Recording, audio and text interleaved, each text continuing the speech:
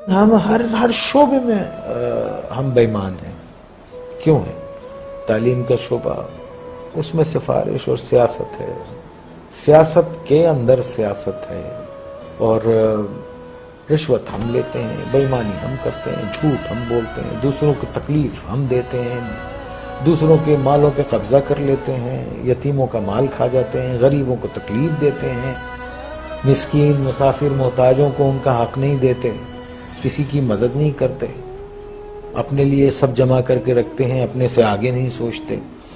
تو آپ یہ دیکھیے ایسے معاشرے جو ہیں وہ اگر آپ اتنے برے ہو رہے ہیں جس طرح سے نظر آ رہا ہے آپ کو، تو اگر آپ قرآن شریف پڑھیں تو اس میں جو قومیں اللہ تعالیٰ کی احکامات کو نہیں مانتی اور جو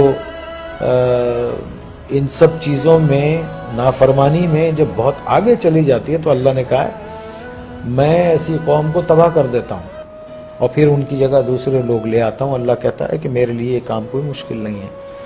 تو جو لکھ پتی ہے وہ کروڑ پتی ہونا چاہتا ہے، جو کروڑ پتی ہے وہ اربوں پتی ہونا چاہتا ہے، جو اربوں پتی ہے وہ اس سے زیادہ پیسے والا ہونا. ایک آدمی جس کی تنخواہ 12,000 روپے مہینہ ہے، اس کے گھر کے اخراجات 80,000 روپے کے ہیں.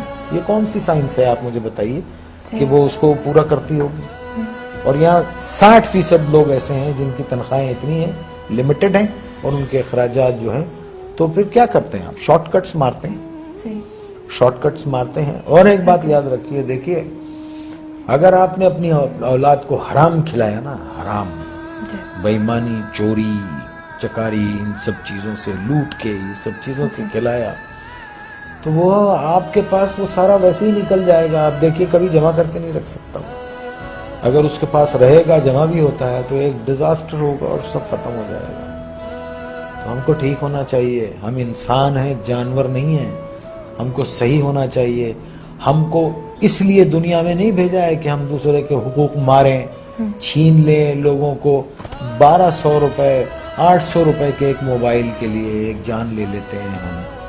کبھی وہ تنہائی میں بیٹھ کے وہ سوچتے نہیں ہوں گے کہ ایک انسان کی زندگی جب وہ پیدا ہوتا ہے تو وہ گوشت کا لوتھڑا ہوتا ہے، پھر وہ انسانی فارم میں آتا ہے، پھر وہ دنیا میں آتا ہے بے سہارا، بے بس. ماں اس کو 9 مہینے پیٹ میں رکھتی ہے، پالتی ہے، پھر وہ گرم سرد کا مقابلہ کرتا ہے اور بڑا ہوتا ہے، چوٹیں لگتی ہیں، دھوپ ہے، بارش ہے، اور پھر ایک آدمی اس کو ایک 500 روپے کے موبائل کے لیے اتنی تک و دو سے پلنے والے بچے کو گولی مار کے چلا جاتا ہے.